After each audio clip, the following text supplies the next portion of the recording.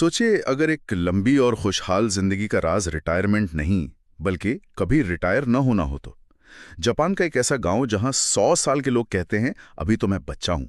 ये सब एक शब्द के इर्द गिर्द घूमता है, एक वजह जो उन्हें हर सुबह बिस्तर से उठने पर मजबूर करती है।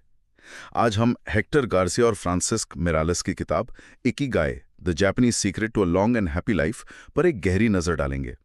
और हमारा मकसद सिर्फ इस कॉन्सेप्ट को समझना नहीं बल्कि ये देखना है कि क्या इसमें वाकई लंबे और खुशहाल जीवन का कोई कोई फॉर्मूला छिपा है। तो चलिए शुरू से शुरू करते हैं। ये शब्द इकिगाई आखिर है क्या, ये इसका मतलब क्या है? इसका सीधा सा मतलब है जीने की वजह, या जैसे किताब कहती है, हमेशा व्यस्त रहने की खुशी। हमेशा व्यस्त रहने की खुशी। ये सुनने में थोड़ा अजीब है ना? क्योंकि हम तो जिंदगी भर इसी सपने के लिए काम करते हैं कि एक दिन आराम करेंगे। बिल्कुल, और यही सबसे बड़ा फर्क है। किताब में एक वेन डायग्राम का जिक्र है जो इस आइडिया को समझाने में काफी मदद करता है। अच्छा, वो 4 गोलों वाला? हाँ, वही। उसके मुताबिक इकिगाई 4 सवालों के जवाब का संगम है। पहला, वो क्या है जिसे आप प्यार करते हैं? ठीक है, आपका पैशन। दूसरा, वो क्या है जिसमें आप माहिर हैं, यानी आपका टैलेंट। पैशन और टैलेंट ये तो समझ आता है। हाँ, पर ये सिर्फ आधा सच है। तीसरा सवाल है, दुनिया को किस चीज की जरूरत है? ओके। और चौथा, किस काम के लिए आपको पैसे मिल सकते हैं? तो जब ये चारों चीजें, आपका प्यार, आपकी महारत, दुनिया की जरूरत और आपकी कमाई, एक जगह मिलती हैं, तब आपको अपनी इकिगाई मिलती है। हाँ, उस सेंटर पॉइंट को इकिगाई कहते हैं। मतलब सिर्फ पैशन फॉलो करना काफी नहीं है। अगर मुझे पेंटिंग पसंद है पर कोई खरीदने वाला नहीं, तो वो बस एक हॉबी है, इकिगाई है। बिल्कुल सही। और अगर आप कोई ऐसा काम कर रहे हैं जिसमें पैसे तो बहुत हैं पर आपको उससे नफरत है, तो वो भी इकिगाई नहीं। ये एक बहुत बहुत ही नाजुक बैलेंस है। तो इकिगाई की थ्योरी तो समझ आ गई, पर इसे असल जिंदगी में देखने के लिए हमें जापान के उस खास द्वीप पर चलना होगा, है ना? बिल्कुल। लेखक हमें ले जाते हैं ओकिनावा और वहां के एक छोटे से गांव ओगिमी में। इसे लंबी उम्र का गांव भी कहते हैं। अच्छा, ये उन ब्लू जोन्स में से एक है जहां लोग सबसे लंबी जिंदगी जीते हैं। हाँ, यहाँ दुनिया में सबसे ज्यादा शतायु, मतलब 100 साल से ज्यादा उम्र के लोग रहते हैं। और इसका राज किसी एक चीज में नहीं बल्कि कई छोटी छोटी आदतों में छुपा है। जैसे कि? शुरुआत करते हैं उनके खाने से। वो हारा हाची बू के सिद्धांत पर चलते हैं। हरा हाची बू, ये क्या है? इसका मतलब है अपना पेट सिर्फ 80% भरो। सिर्फ 80%? हाँ, जब आपको लगे कि पेट लगभग भर गया है पर थोड़ी और जगह है, बस वहीं रुक जाओ। एक मिनट, ये तो आज की ऑल यू कैन ईट वाली सोच के बिल्कुल उल्टा है। हम तो सोचते हैं प्लेट पे कुछ छोड़ना मतलब बर्बादी है। आपने बिल्कुल सही पकड़ा। ये एक डाइट टिप से ज्यादा एक मानसिकता है। कम खाने से शरीर पर कम जोर पड़ता है और उम्र बढ़ने की प्रक्रिया धीमी हो जाती है। और उनके खाने में होता क्या है? बहुत ही सरल खाना, ढेर सारा टोफू, शकरकंद, हरी सब्जियां और हफ्ते में बस कुछ बार थोड़ी सी मछली। ठीक है, खाना तो एक हिस्सा हो गया, लेकिन अकेलापन, वो भी तो आज के दौर में एक बड़ी बीमारी है। उसका भी उनके पास एक बहुत खूबसूरत जवाब है, मोआई।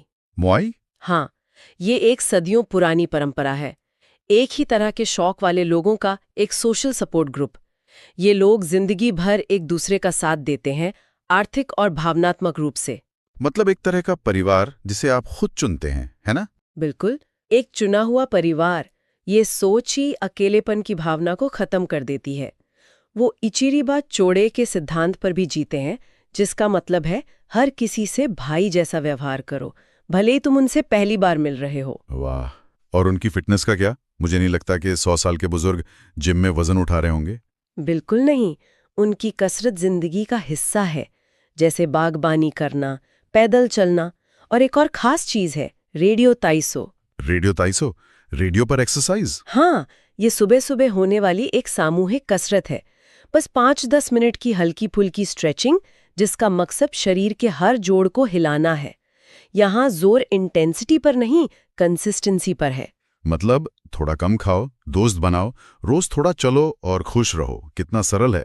किताब में ओगिमी की एक 100 साल की महिला का जिक्र है जो कहती है, हम हर दिन शांति से जीते हैं और यात्रा का आनंद लेते हैं। बिल्कुल, और ये हमें इकिगाई के एक और गहरे पहलू पर ले जाता है, जो सिर्फ शरीर से नहीं, दिमाग से जुड़ा है। अच्छा? हाँ, किताब इकिगाई को फ्लो की अवस्था से जोड़ती है। फ्लो।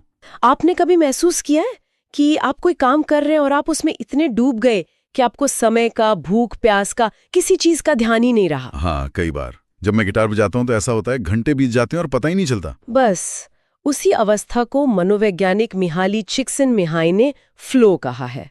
ये तब होता है जब आप किसी काम में पूरी तरह खो जाते हैं, और जो लोग अपनी इकिगाई जीते हैं वो अक्सर फ्लो की अवस्था में रहते हैं। लेकिन जिंदगी हमेशा फ्लो में तो नहीं रहती। हाँ। मुश्किलें आती हैं, आप असफल होते हैं, तब क्या? तब बात आती है लचीलेपन की, यानी रेजिलियंस की। किताब में एक जापानी कहावत है, 7 बार गिरो 8 बार उठो। ये सिर्फ हार न मानने की जिद नहीं है। इस लचीलेपन को बनाने में 2 और जापानी कॉन्सेप्ट्स मदद करते हैं। पहला है वाबी साबी। वाबी साबी, ये क्या है? इसका मतलब है अपूर्णता में सुंदरता खोजना। ये मानना कि चीजें और हम खुद भी अधूरे हैं और यही हमें खूबसूरत बनाता है। अच्छा। जैसे जापान में कोई मिट्टी का प्याला टूट जाता है तो उसे फेंकते नहीं, बल्कि सोने से जोड़ते हैं। इससे वो पहले से भी ज्यादा यूनिक बन जाता है। ये सोच हमें अपनी गलतियों को स्वीकार करने में मदद करती है। और दूसरा कॉन्सेप्ट? वो है इचिगो इचिए। ये तो सुना है मैंने। इसका मतलब है यह पल अभी है और फिर कभी नहीं आएगा। हर मुलाकात, हर अनुभव अनोखा है। ये हमें सिखाता है कि हम अतीत के पछतावे या भविष्य की चिंताओं में न उलझें, बल्कि उस पल का पूरा आनंद लें जिसमें हम हैं। तो लेखकों ने जब ओगिमी के बुजुर्गों से बात की तो उनकी सलाह भी इन्हीं चीजों के इर्द गिर्द घूमती होगी। हाँ, और उनकी सलाह बहुत सरल लेकिन गहरी है। एक ने कहा, लंबी जिंदगी का राज है चिंता न करना। ये कहना कितना आसान है, पर करना उतना ही मुश्किल। आसान है क्योंकि उनका पूरा जीवन दर्शन ही ऐसा है। एक और बुजुर्ग ने बड़ी दिलचस्प बात कही, अगर आप अपनी उंगलियों को व्यस्त रखते हैं तो आप 100 साल जिएंगे। उंगलियों को व्यस्त रखना मतलब हाथ से काम करते रहना। हाँ, बागबानी करना, लकड़ी का काम करना, कुछ भी ऐसा जो आपके शरीर और दिमाग दोनों को व्यस्त रखें। और एक सलाह जो बार बार आई, हर दिन उन लोगों से बात करना जिन्हें आप प्यार करते हैं। और सबसे अच्छी सलाह, हंसो। हंसना सबसे जरूरी है। बिल्कुल। ये सब एक बड़े सवाल की ओर इशारा करता है, क्या लंबी उम्र का राज बड़ी बड़ी उपलब्धियों में है या रोजमर्रा की छोटी छोटी आदतों में? और इन लोगों के जवाब से तो साफ है कि असली खुशी रोज के काम और छोटे छोटे पलों में है। हाँ, किताब में एक बात पर जोर दिया गया है, लक्ष्यों से ज्यादा अनुष्ठान। लक्ष्यों से ज्यादा अनुष्ठान, इसका क्या मतलब है? इसका मतलब है मंजिल पर पहुंचने की चिंता करने के बजाय सफर का मजा लेना। वजन कम करना एक लक्ष्य है, लेकिन रोज सुबह टहलने जाना एक अनुष्ठान है। ओकिनावा के लोग अपने अनुष्ठानों में जीते हैं, लक्ष्यों के बोझ तले नहीं। तो इन सब बातों का निचोड़ क्या है? इकिगाई सिर्फ एक फैंसी शब्द नहीं, ये जीने का एक पूरा तरीका है। बिल्कुल, ये वो वजह है जो आपको एक्टिव रखती है, लोगों से जोड़ती है और आपको हर दिन आगे बढ़ने की प्रेरणा देती है। किताब के अंत में इकिगाई के 10 नियम दिए गए हैं ना? हाँ, जो ओगिमी के लोगों की सदियों की बुद्धिमत्ता का निचोड़ है। तो वो क्या है? पहला, सक्रिय रहें, रिटायर ना हो। दूसरा, धीमी गति से चले। धीमी गति से चलें, ये आज के जमाने में थोड़ा मुश्किल है। शायद इसका मतलब है हड़बड़ी छोड़ दें। तीसरा, पेट पूरा ना भरें, वो 80% वाला नियम। चौथा, अच्छे दोस्तों से घिरे रहें। ये तो बहुत जरूरी है। पांचवा, अपने अगले बर्थडे तक फिट रहें। छठा, मुस्कुराएं। सातवां, प्रकृति से फिर से जुड़ें। आठवां, आभार व्यक्त करें। नौवां, वर्तमान में जिएं। और 10वां, अपनी इकिगाई का पालन करें। ये लिस्ट सुनने में बहुत अच्छी लगती है, लेकिन अपनी जिंदगी में उतारना एक अलग ही चुनौती है। मेरे लिए शायद सबसे मुश्किल है नंबर 1, रिटायर ना हो। हम सब तो एक फाइनेंशियल नंबर के पीछे भाग रहे हैं ताकि रिटायर हो सके। और शायद यही किताब का सबसे बड़ा संदेश है। ये हमें अपनी इकिगाई खोजने के लिए कहती है, लेकिन ओकिनावा के लोगों से सबसे बड़ी सीख ये है कि इसे खोजने की बहुत ज्यादा चिंता ना करें, बल्कि इसे जीना शुरू करें। हाँ, इसे हर दिन छोटे छोटे तरीकों से जीना शुरू करें। ये 10 नियम दरअसल एक ही चीज की तरफ इशारा करते हैं, अपनी इकिगाई को जीना। तो इकिगाई कोई खजाने का नक्शा नहीं है, बल्कि वो रास्ता है जिस पर हर रोज चलना है। बिल्कुल, और ये हमें एक जरूरी सवाल पर लाकर छोड़ता है। हम हमेशा पूछते हैं, मेरी इकिगाई क्या है? ये सवाल इतना बड़ा है कि हम कुछ कर ही नहीं पाते। शायद सवाल को बदलने की जरूरत है। तो सही सवाल क्या होगा? ये पूछने के बजाय कि मेरी इकिगाई क्या है, शायद हमें ये पूछना चाहिए, आज ऐसा कौन सा एक छोटा काम है जिसे करने से मुझे खुशी और मकसद का एहसास होता है। चाहे वो किसी दोस्त को फोन करना हो, अपने किसी पुराने शौक पर 15 मिनट देना हो, या बस अपने परिवार के साथ बैठकर शांति से चाय पीना हो। इकिगाई कोई दूर को पहाड़ नहीं है, ये आज का अगला कदम है।